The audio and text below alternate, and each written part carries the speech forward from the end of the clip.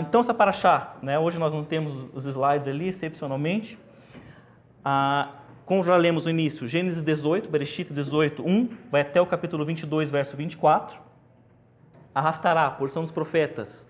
A Melohim Beis, a segunda Reis, capítulo 4, versos 1 a 37. E a porção da Brit Hadashah, da Nova Aliança, 2 Pedro 2, do 4 ao 11. Tá?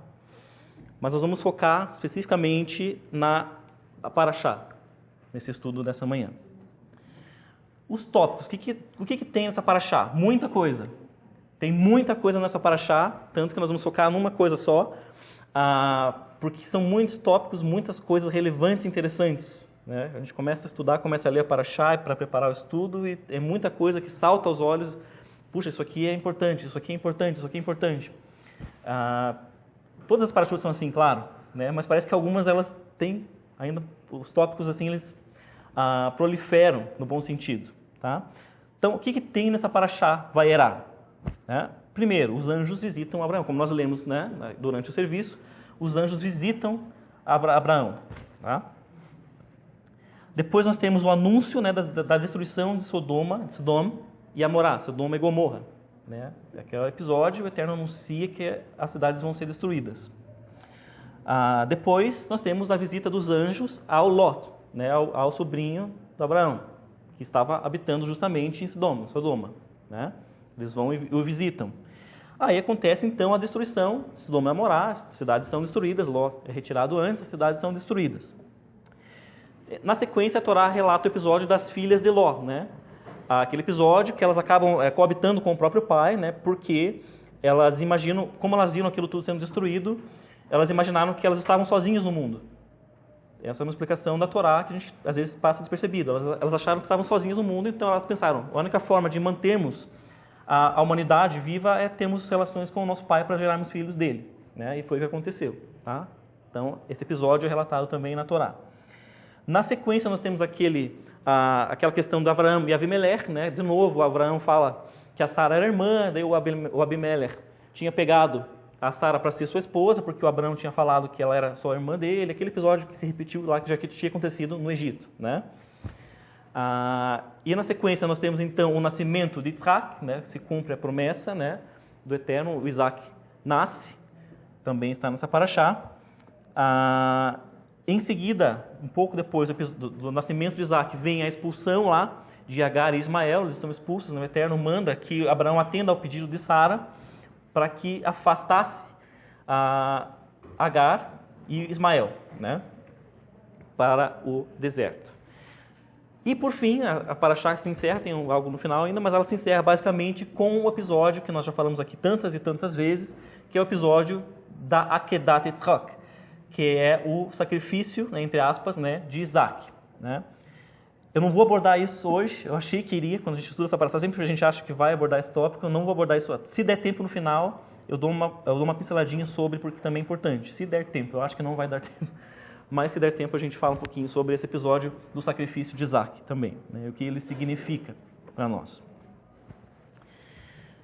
Mas vamos começar, né, então, do início. Né? Vamos começar do início, e eu tinha até comentado com a Estela durante a semana, tem uma coisa que me saltou muito aos olhos, inicialmente quando comecei a ler essa paraxá para trazer esse estudo, e começa justamente desse começo aqui, começa do começo. Né?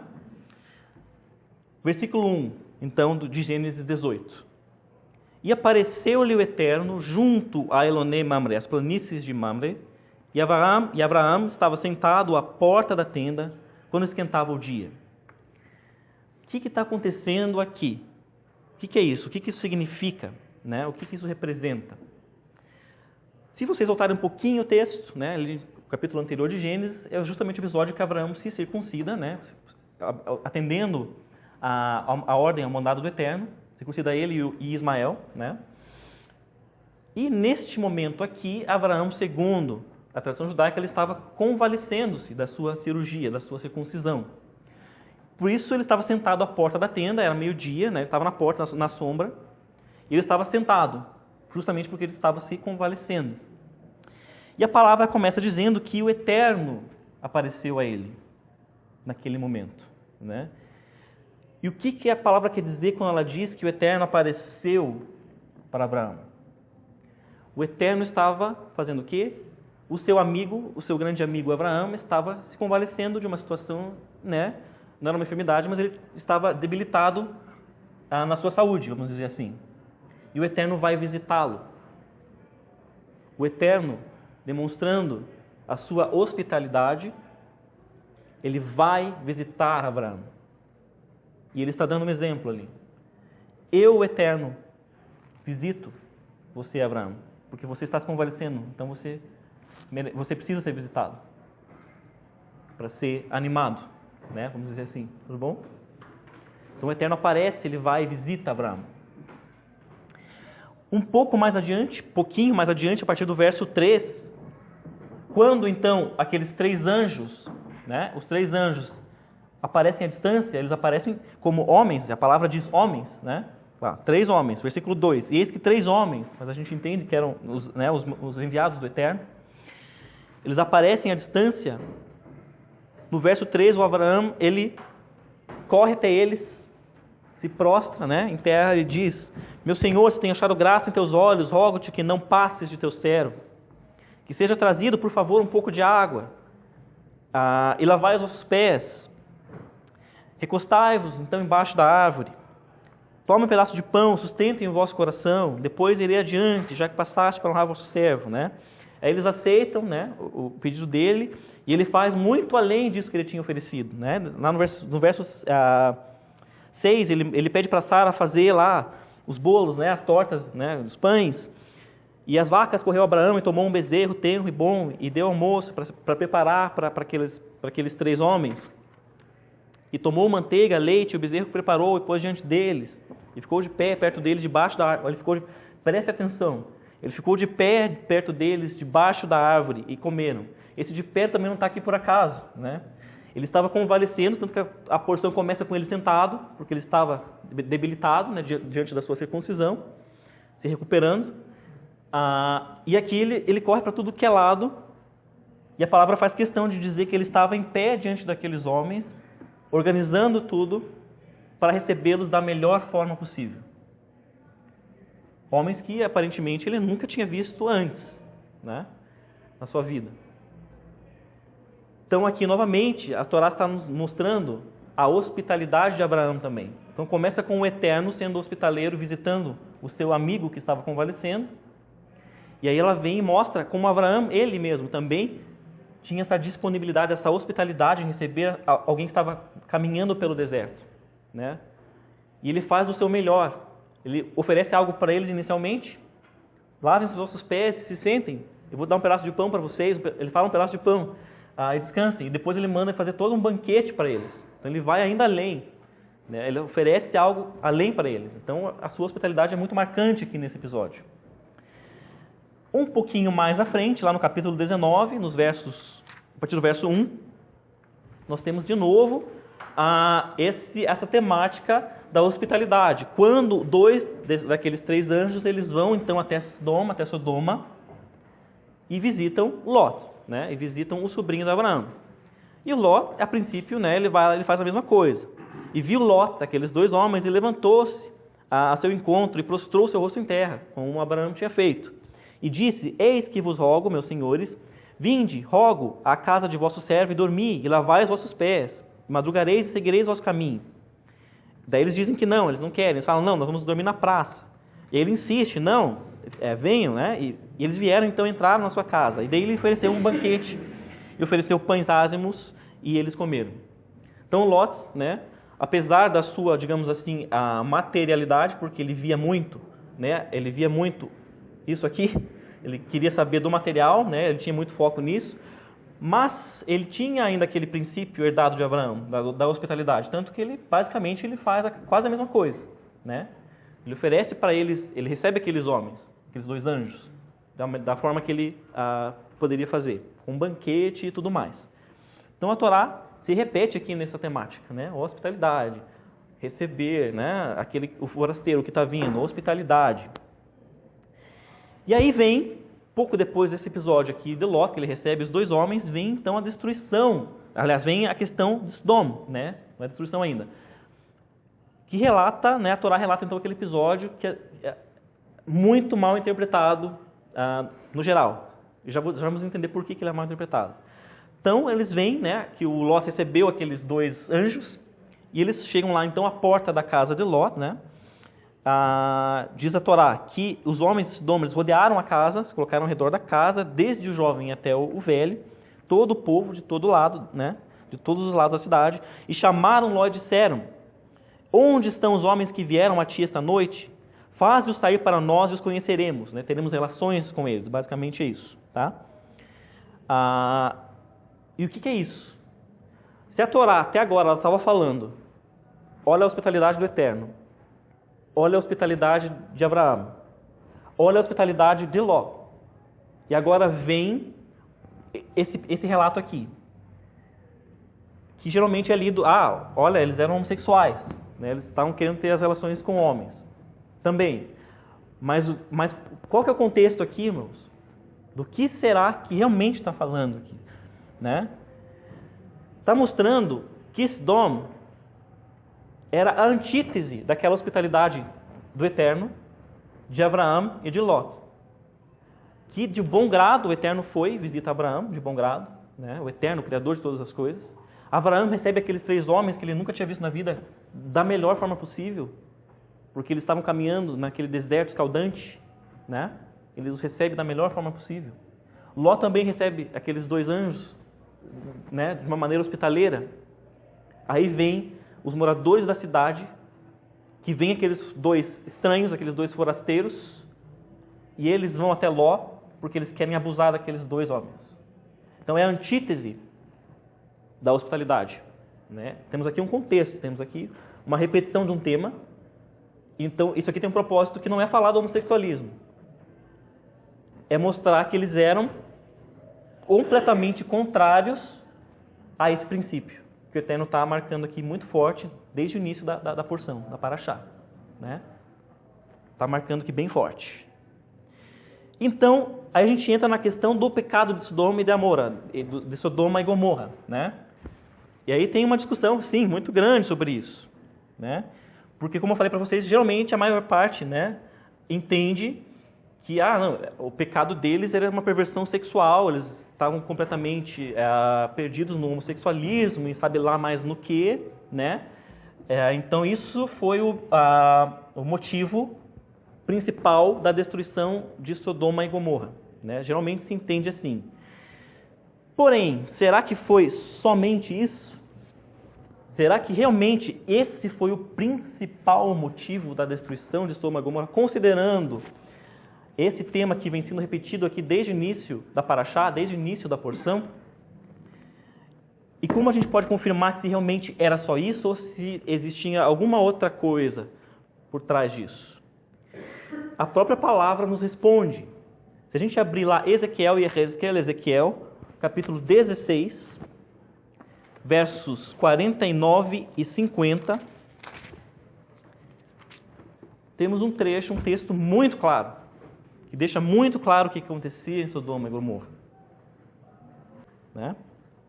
Que diz assim, olha só, está respondendo a pergunta, eis que esta foi a iniquidade de Sodoma, tua irmã, soberba, fartura de pão e próspera tranquilidade teve ela e suas filhas.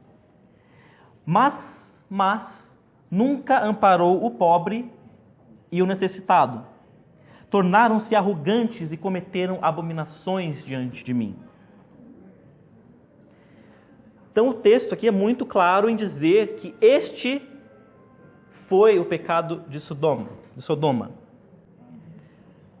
Eram fartos, era uma cidade rica, era uma cidade próspera. Porém, eles não atendiam os necessitados, os pobres, e tratavam mal aqueles forasteiros que vinham à sua cidade.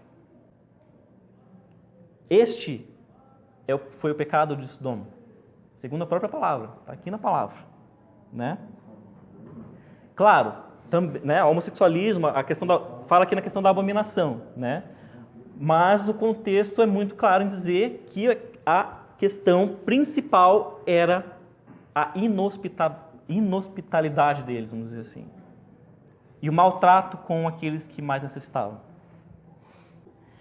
Eu estava pesquisando, né, alguns estudos para trazer essa questão, essa discussão sobre qual seria o pecado de Sodoma e Gomorra principal, e achei um estudo, provavelmente, né, de algum irmão cristão, e nesse texto o irmão dizia o seguinte: ele até considerava também a questão da hospitalidade, mas daí ele refutava e dizia assim: dizer que Deus destruiu a cidade de Sodoma, né, e os seus habitantes por serem inhospitaleiros, claramente erra o alvo, segundo a opinião desse irmão. Claramente erra o alvo, porque o principal é o homossexualismo, era a abominação que eles faziam. Mas, entendendo esse contexto da Torá, e esse tema que vem sendo trazido de novo, desde o início da porção, eu discordo desse irmão. Quando a gente começa a estudar a Torá, entender o que, essa relação, né, temática, essa cadeia temática que vai seguindo ali, nós podemos discordar dessa opinião. Porque essa Torá está trazendo desde o início a questão da hospitalidade, começando com o próprio Eterno, hospitalidade, daí chega aqui, ela ia mudar o tema. Existe uma cadeia, existe uma sequência lógica aqui, por mais que não pareça. Segundo esse contexto, nós entendemos que a questão do pecado de Sodoma e Gomorra era o principal, a sua inhospitalidade. A antítese daquilo que era princípio do Eterno. Outras passagens da palavra nos confirmam essa questão. E de por que dizer que o principal pecado das cidades era ser inhospitaleira, era não tratar bem o pobre necessitado? Por que realmente é isso? E que algumas pessoas não entendem e acham que isso não é tão importante assim. Acham que isso não é relevante. Zacarias 7, 9 e 10. Zacarias 7, 9 e 10. Diz assim, essa versão do Stern, tá? Tá um pouquinho diferente. Adonai Tsevaot, o Senhor, o Eterno dos Exércitos, disse no passado: administrem a verdadeira justiça, que todos demonstrem misericórdia e compaixão pelo irmão.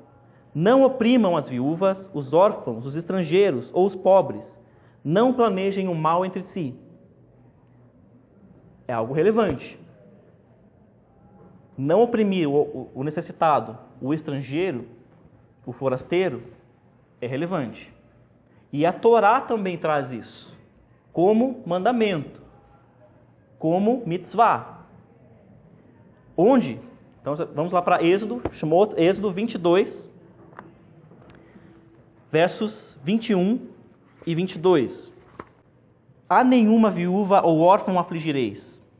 Se os afligirdes e clamarem a mim, escutarei o seu clamor.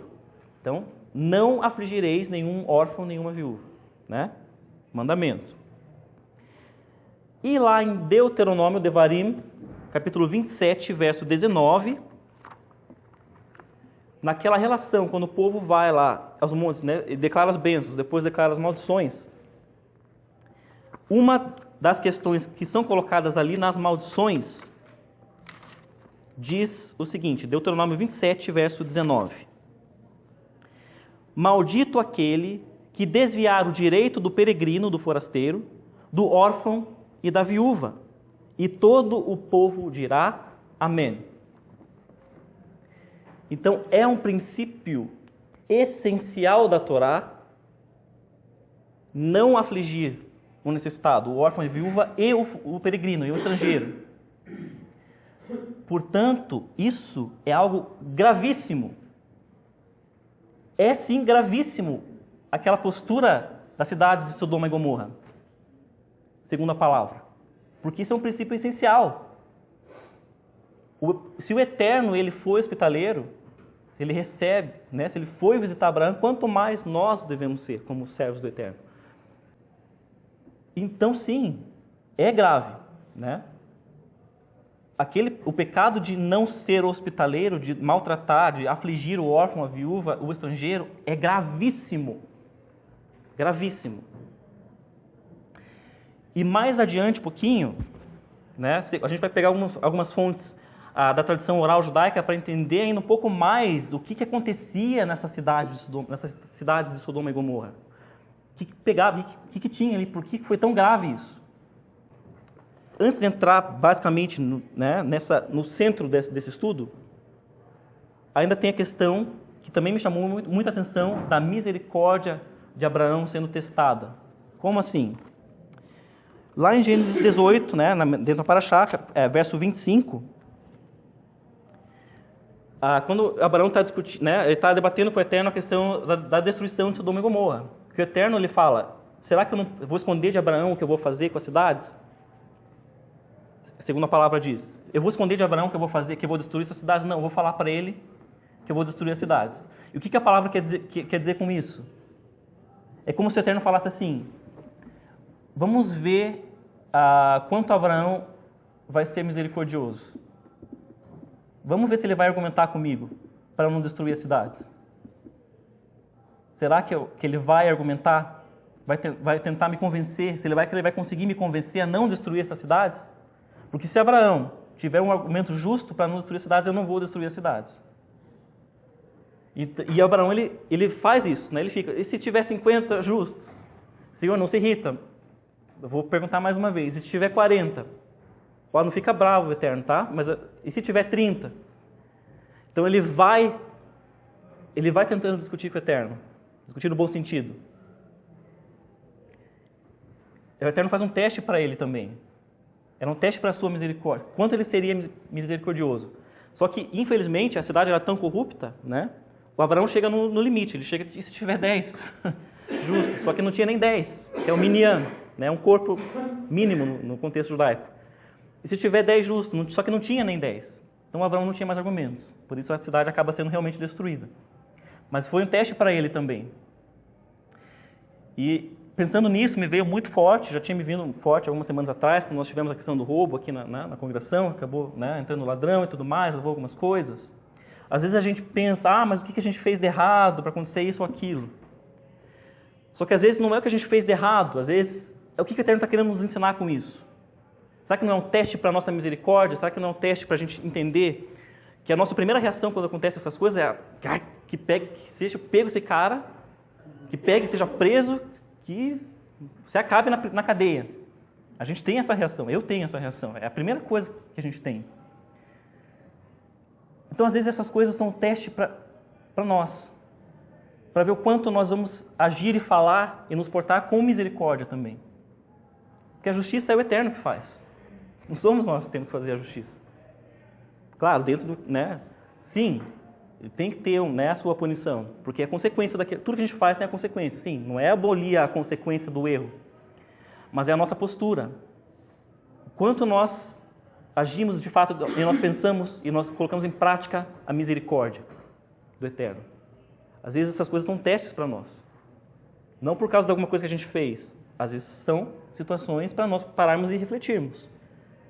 Será que nós agiríamos, se esse ladrão aparecesse aqui agora, assim, trazido pela polícia, qual seria a nossa reação? Às vezes são testes. O Eterno ele faz isso com os seus servos. Ele fez com Abraão, ele fez com Moshe, quando nós vimos um estudo aqui ano passado. Moshe também é colocado, Moshe, de você eu vou fazer uma nação, eu vou destruir esse povo de uma vez, e de você, Moshe, Moisés, eu vou fazer uma nação nova.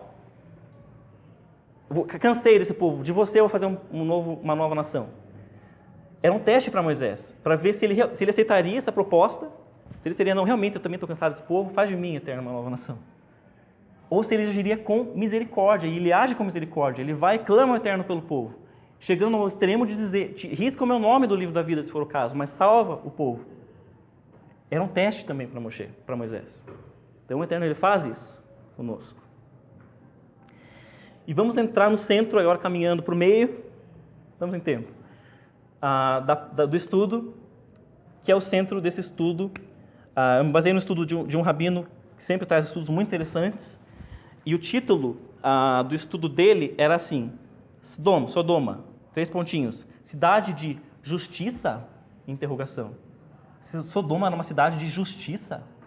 Como assim? Então ele deixa uma pergunta, para a gente entender essa colocação, que Sodoma era uma cidade de justiça, como assim foi destruída? Como era uma cidade de justiça? Nós vamos fazer aquele nosso joguinho, que a gente faz aqui várias vezes, e nós já vimos isso antes. Nós já vimos o que antes? Existem 7 elementos nessa passagem aqui, da destruição de Sodoma e Gomorra, que também estão em outro episódio da Torá. Eu vou começar a falar um pouquinho, vou falar deles, desses elementos, e tentem ir pensando onde já vimos isso antes, onde na Torá também tem isso aqui, algo parecido. Então, o primeiro elemento, Gênesis 19, verso 10, está lá na Parashá. Vaishlechu anashim et yadam. E estenderam, né, os homens as suas mãos. Quando Ló está lá na porta discutindo com os cidadãos lá de Sodoma, e eles querem agredi-lo já, né, já estão quase partindo para agredi-lo, e os anjos que estão dentro da casa, eles estendem as suas mãos e eles puxam, eles trazem Ló para dentro e a porta se fecha, né? Então eles estendem suas mãos. Por enquanto vocês não vão saber onde está isso, mas conforme for passando vocês vão entender, vão ligando os pontinhos, né? No hebraico, vaishlechu, o verbo yishlach, enviaram suas mãos, é o mesmo verbo de enviar, então eles enviaram suas mãos, puxaram Ló, uma tradução literal.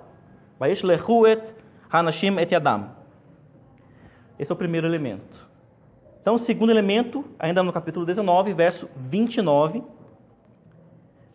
que diz assim: Vayishlach et Lot mitoch ha'afechá. E enviou, né? É lá no final do versículo 29. E enviou Ló da destruição. Quando, né, o Eterno lembra de Abraão, e então ele afasta Ló do local que estava sendo destruído. O verbo aqui é enviou também, o mesmo verbo lá. Vayishlach. E enviou o Eterno a Ló. Mitoch, de dentro da destruição. Ele tirou Ló da destruição. O terceiro elemento está lá, um pouquinho atrás, no capítulo 13 de Gênesis, que é quando ele introduz a questão de Sodoma e Gomorra. Então, Gênesis 13, verso 10, está falando de como era essa cidade de Sodoma, como era a cidade de Sodoma, né? E como que a Torá relata como era a cidade de Sodoma? Olha só, verso 10, Kgan Hashem. Sodoma e a Gomorra eram como o jardim do Eterno. Comparação estranha, né? Mas o que quer dizer com isso? Está dizendo que Sodoma era uma cidade, realmente, era um jardim. E era próspero, porque era um local fértil. Né? Eles podiam plantar e colher, e as coisas não era como o deserto, um pouquinho ali na região ao redor. É nesse sentido, era um local fértil, então as árvores cresciam, as plantas cresciam, né? Então a Torá compara aquele local com o jardim do Eterno. Comecem a ligar os pontinhos. O quarto elemento também está no capítulo 13, um pouquinho adiante, no verso 11, que diz assim: Vayesá Lot Mikedem. Vayesá Lot Mikedem. Algumas traduções trazem Ló viajou ao Oriente, alguma coisa assim, mas no hebraico, literalmente, Mikedem é do leste. Então ele partiu do leste para o outro lugar. Mikedem. Do, né, saindo de Kedem, leste. Então, vai estar Lot Mikedem. E Ló viajou do leste para o outro lugar. Mikedem. O quinto elemento, voltamos lá ao capítulo 19, verso 1, que diz: Vayavu Shnei Amalachim. E vieram 2 anjos. Shnei Amalachim, 2 anjos. Vieram 2 anjos, né? Eles foram lá a Sodoma, né? Para, de fato, destruir a cidade. Então, 19, verso 1. O sexto elemento, capítulo 19, verso 24. Gafrit va'esh me'et Hashem min hashamayim. Quando Sodoma e Gomorra estão sendo destruídas, a palavra diz que como elas foram destruídas, e o Eterno fez chover sobre Sodoma e sobre Gomorra enxofre e fogo da parte do Eterno desde os céus. Então, um fogo celestial, né? Um fogo que veio do Eterno. Esh me'et Hashem min hashamayim. Fogo do Eterno vindo dos céus, descendo dos céus. O sétimo e último, entre aspas, elemento é o verso 29 também do capítulo 19, que diz, voltamos àquela passagem quando ele é tirado da destruição, e tem uma palavra-chave ali, mitor ha'aferá. Mitor ha'aferá. Ha'aferá, que é traduzida como destruição. Esse verbo, essa mesma raiz, ela remete à ideia de volver, girar, reverter. Reversão de alguma coisa. Volver, reverter. Ha'aferá. Agora, nós vamos pensar então em ver onde nós já vimos essas coisas ou coisas parecidas antes na Torá. Alguém ligou os pontinhos? Onde nós já vimos essas coisas antes na Torá? Voltamos para o princípio, para o início. Vamos lá para Gênesis 3, verso 22. Gênesis 3, verso 22, que diz assim: Pen yeshlach yado velakach me'etz achayim. Então, verso 22 diz: E agora, quiçá, ele estenda a sua mão e tome da árvore da vida. Primeiro elemento lá de Sodoma e Gomorra, que era os anjos, era o mesmo termo no hebraico, Vaishlach, e enviaram suas mãos. E aqui de novo, Yishlach Yado. Ele estenda, envie sua mão e tome alguma coisa. Primeiro elemento em comum, mas ok, podemos dizer, isso aí pode ter em qualquer lugar. Mas vamos para o segundo. Verso 23 do capítulo 3. Vayishlechu Hashem Elohim migan Eden. E enviou o homem, o eterno Deus, do jardim do Éden. O segundo elemento lá da questão de Sodoma e Gomorra era que enviou o eterno a Ló da destruição. E aqui em Gênesis 3, o eterno envia o homem, Adão e Eva, do jardim do Éden. Então nós temos duas situações de pessoas sendo retiradas, enviadas, tiradas do local onde viviam anteriormente. Tá? Enviou. Vayishlechu. Terceiro elemento ainda no versículo 23 do capítulo 3. Migan Eden. Do jardim do Éden. O terceiro elemento lá da questão de Sodoma e Gomorra era justamente a comparação daquela cidade com o quê? Com o jardim do Eterno. Porque era um jardim, porque as árvores floresciam em Sodoma e Gomorra, porque era um local fértil. O jardim lá, o jardim aqui. As pessoas foram tiradas do jardim. Né? O quarto elemento, versículo 24, ainda no capítulo 3. Vayashken mikedem legan Eden. Aqui. E expulsou o homem e colocou, aqui a tradução diz ao oriente, de novo o hebraico é mikedem, do leste. Então, de novo, alguém está sendo expulso, tirado do jardim onde vivia, partindo do leste, mikedem, do leste. Aí a gente começa a falar, muita coisa em comum, não é à toa isso aqui. Né? O quinto elemento, ainda no versículo 24 do capítulo 3. Et hakruvim. Os dois querubins. A Torá não diz aqui dois, mas como que a gente sabe que é dois? Porque quando tinha a arca da aliança, quantos querubins estavam em cima guardando? 2. Então, 2 querubins.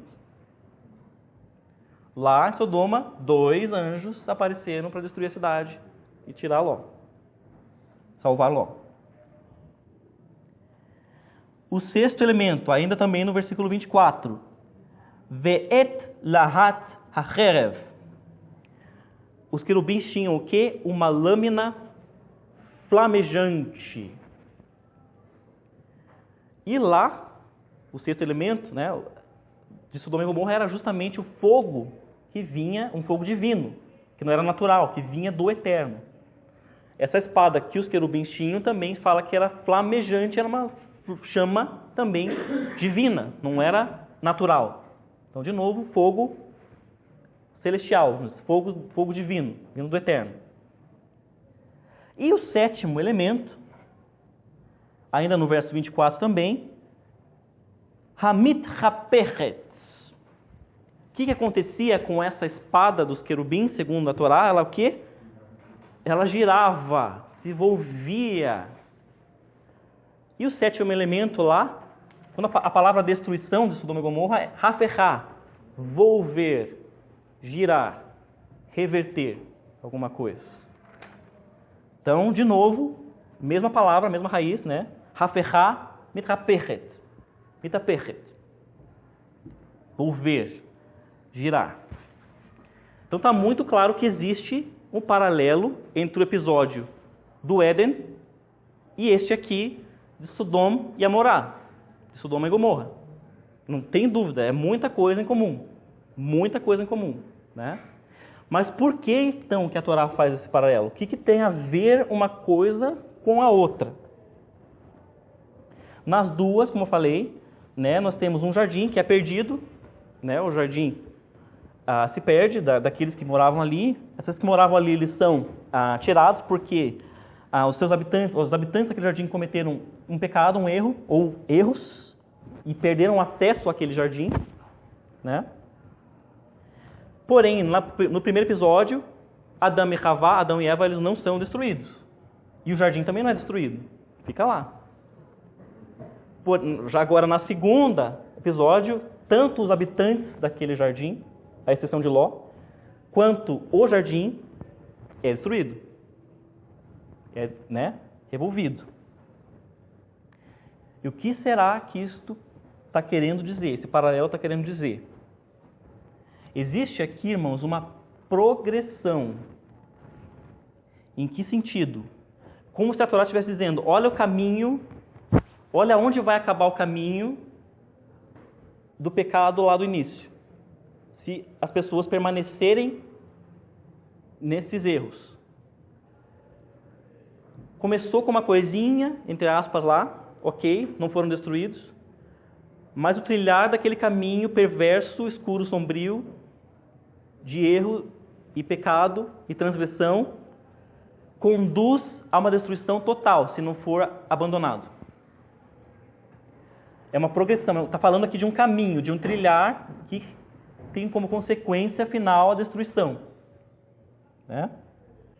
O que acontecia em Sodoma e Gomorra, afinal, a ponto de ser tão intenso isso? Eles terem trilhado esse caminho perverso e não terem o deixado de lado. Segundo a tradição judaica se entende, Sodoma e Gomorra haviam institucionalizado o mal.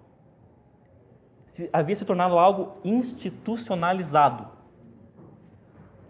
As pessoas viam aquilo, aquela atitude, aquela ação, aquele princípio, como lei, como algo natural, como algo normal. Então, o mal era visto como uma coisa boa, porque havia sido institucionalizado no governo de Sodoma e nas suas mentes também. O Midrash, lá no Talmud, Tratado de Sanedrim, 109, traz o seguinte comentário sobre Sodoma e Gomorra, detalhando um pouco mais o que acontecia ali. Né, e fala aqui de um episódio também da filha de Ló. Né? Em Sodoma anunciaram, todo aquele, era uma lei isso em Sodoma, segundo a tradição judaica, tá? Todo aquele que alimentar o pobre e o faminto com um pedaço de pão será queimado no fogo. Era uma lei da cidade, isso. Qualquer um que transgrida, que alimente algum necessitado nessa cidade, porque o necessitado aqui ele tem que morrer, tem que definhar até morrer sozinho. Se alguém for alimentar ele, essa pessoa vai ser queimada. Era uma lei. E aí relata também esse Midrash, um episódio de uma das filhas de Ló, né, que aconteceu isso com ela. Ela viu um pobre na rua que estava lá definhando, porque eles deixavam essas pessoas nessa situação.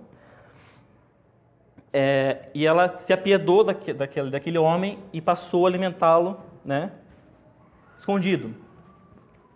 Mas os habitantes começaram a ver que aquele homem ele não morria. Como que esse cara está sobrevivendo ainda? Alguém está dando comida para ele. E descobriram que era a Plotit, né, segundo a tradição judaica, a filha de Ló.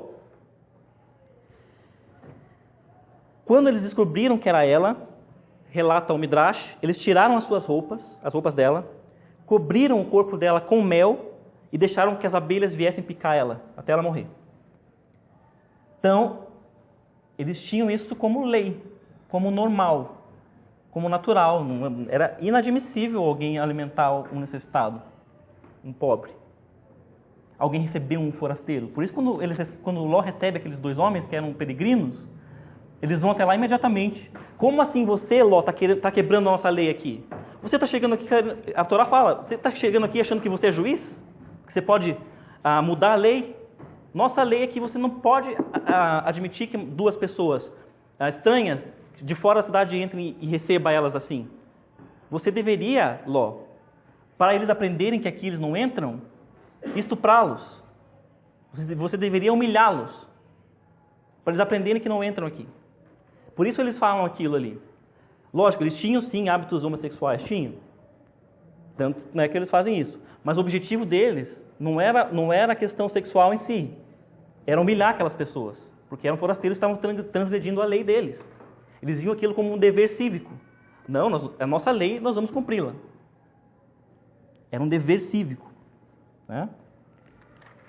Ainda sobre Sodoma e Gomorra, o Midrash ainda traz o seguinte: os homens de Sodoma não se orgulhavam de outra coisa senão da fartura e da riqueza que eles tinham, por influência divina. Eles achavam assim. E eles diziam: se da nossa terra tirarmos pão e minério de ouro, para que precisamos dos forasteiros, dos peregrinos, dos estrangeiros? Não precisamos que eles venham até nós, que venha até nós qualquer um, pois eles vêm só para tomar o que é nosso. Vamos apagar de uma vez da nossa terra as leis e os costumes de ir e vir. Aqui nem tem esse negócio de ir e vir. Só é daqui quem é daqui. Forasteiro não tem nada que ver com a gente aqui, porque ele vem aqui para roubar o que é nosso. Esse era o pensamento deles. Esse era o princípio deles. Está lá também no Tratado do Sanedrim, no Talmud. Então, era uma perversão de um princípio, e isso era institucionalizado. Isso tinha começado como uma lei do governo. Por isso é importante a gente sempre estar vigilante quanto a isso. Porque aquela era uma lei do governo, as pessoas começaram a cauterizar aquilo na sua mente e ok, agora é lei e vamos viver assim. Quando a palavra fala que ao redor da casa de Ló se colocaram desde o jovem até o velho e as pessoas de todos os cantos da cidade, ela está dizendo que toda a sociedade estava ali. Estava tudo corrompido, todos estavam com esse pensamento. Não, isso aqui é normal, vamos acabar com esses homens, eles são estrangeiros, tem que se ferrar mesmo, não quero os pensamentos deles aqui não. Toda a sociedade. Todos. Versículo 4, 19. Né? E o Rambam, ele explica o pensamento deles, que era justamente esse. Mantemos os forasteiros fora de nosso pequeno paraíso, porque é o nosso paraíso aqui, tem árvores, tudo cresce, as plantas, né? Nós temos comida, fartura. E para mantê-los fora do nosso paraíso, nós vamos estuprá-los e vamos roubá-los. Para eles aprenderem que aqui eles não podem ficar, que aqui eles não podem entrar. Esta era a lei de Sodoma e Gomorra, que os conduziu à destruição final. Porque é um princípio essencial do Eterno. Atender o necessitado, o órfão, né, a viúva, os estrangeiros, os peregrinos. Para caminhar para o fim, caminhamos para o final já do estudo. Chegamos a um oitavo paralelo. Falamos de 7, né, elementos em comum, mas tem um oitavo ainda. Lá em Gênesis 3, 24, diz o seguinte: Lishmor et derech etz achayim. Os querubins foram colocados ali na frente para quê? Para guardar o caminho, olha só o caminho, da árvore da vida. Então, temos o caminho ali, né? E lá em Gênesis 19, verso 19, diz o seguinte: Veshamaru derech Hashem lasot tzedakah umishpat. Para que guardem o caminho do Eterno para fazer caridade, tzedakah, umishpat, e justiça. Então nós temos lá no Éden que os querubins eles guardavam o caminho para a árvore da vida, lishmor, guardar, e aqui em Gênesis 19 de novo, veshamru, para que guardem, derer, o caminho do Eterno. Está falando dos descendentes de Abraão, né? Está falando sobre Abraão aqui. Para que eles deveriam entender que eles teriam que guardar esse caminho do Eterno, de que forma? Fazendo tzedakah umishpat, caridade, restauração e justiça. Como eu falei para vocês, eram 2 querubins, que nós sabemos que eram 2 por conta da arca, né, da aliança, onde tinham 2, no propiciatório, na tampa da arca, eram 2 querubins que guardavam. Lembrando também que a palavra queruvim, caruv, significa, segundo também o Talmud, como criança. E relata a Torá que eles tinham, né, aquelas 2 estátuas, né, dos querubins, eles tinham o quê? Rostos de criança. Vamos ligando os pontinhos. E é justamente, somente 2 vezes que esses personagens são citados na Torá. Aqui no Éden, lá em Gênesis 3, e quando fala sobre o propiciatório.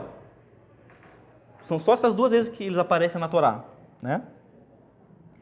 Lá no Éden eles faziam o quê? Lishmoret derech eitz achayim. Eles guardavam o caminho para a árvore da vida.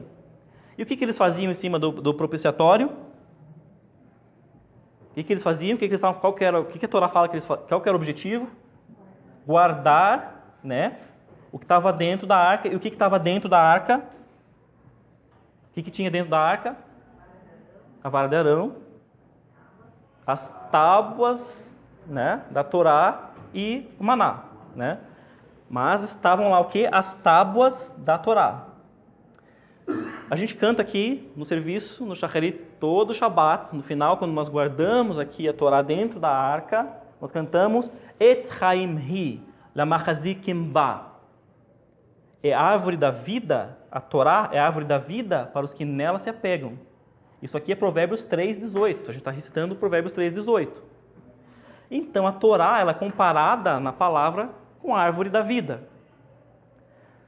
No Éden, os querubins guardavam o caminho para a árvore da vida. E no propiciatório, eles guardam as tábuas da Torá, árvore da vida. E o que lá em Gênesis 19 fala, chama de Derech Hashem, o caminho do Eterno. O que Gênesis 19 fala? Já falamos aqui.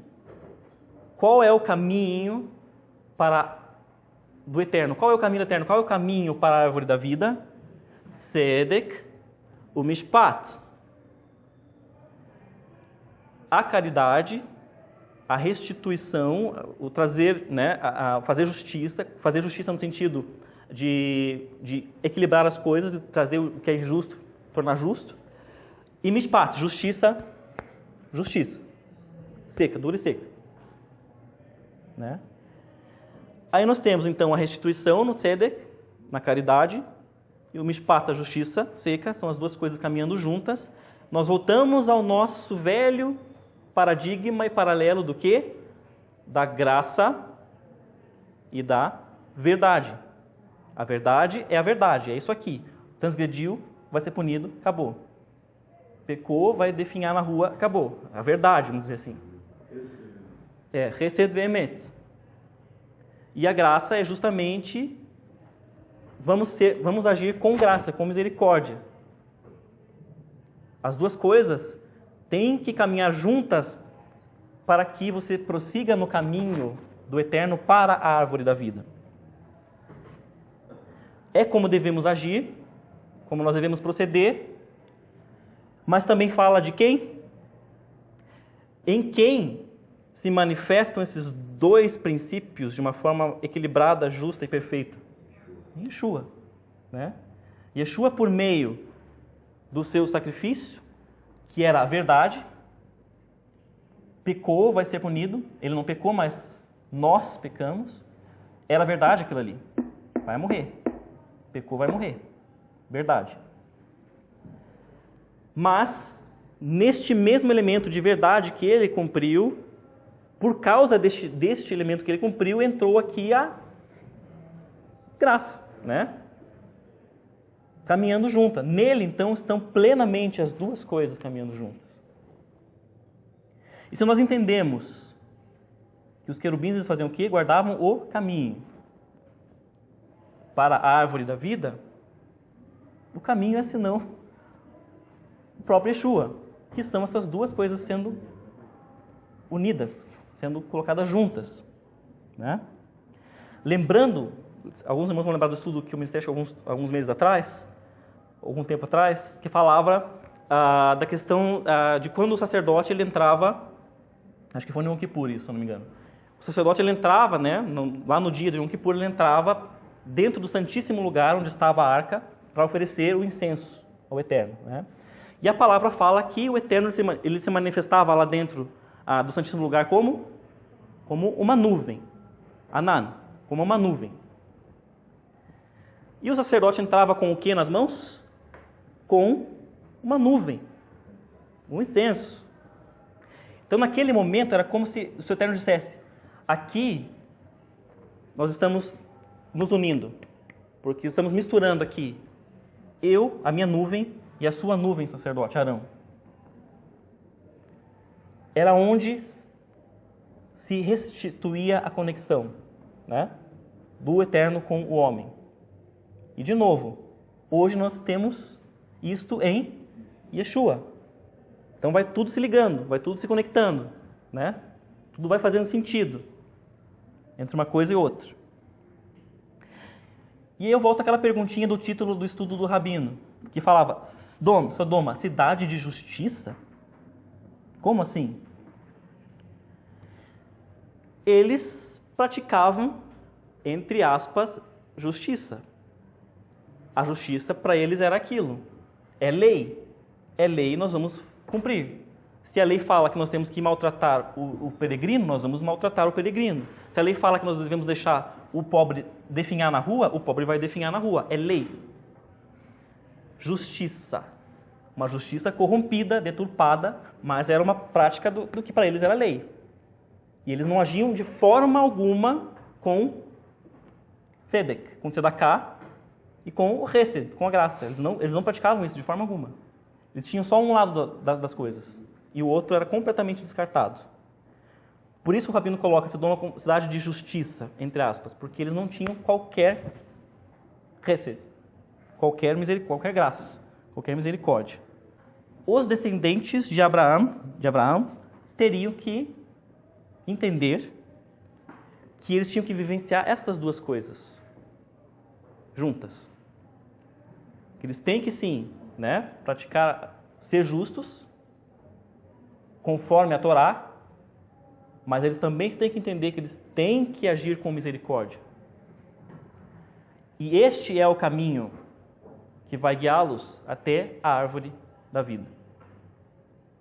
Era um contraponto ao que Sodoma fazia, que eles só tinham um dos lados e deixava o outro.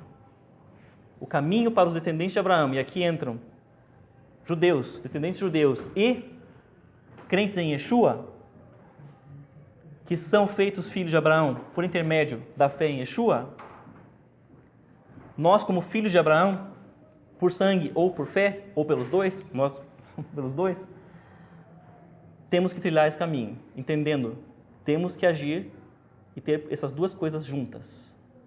É difícil, como eu falei para vocês, acontecem situações na nossa vida que a nossa tendência é sempre, nós queremos a verdade aqui, a justiça, o mishpat. Pecou, falhou com a gente e vai pagar. Mas às vezes nós temos que entender que nós temos que trazer também essa misericórdia, porque o Eterno ele age conosco com muita misericórdia. E se o Eterno, soberano, Criador de tudo, perfeito, ele age para conosco com misericórdia, quem somos nós para não agirmos com misericórdia para com o nosso irmão? Então nós temos essas duas coisas caminhando juntas e devemos entender e caminhar com as duas coisas juntas. Amém? Então, é isso.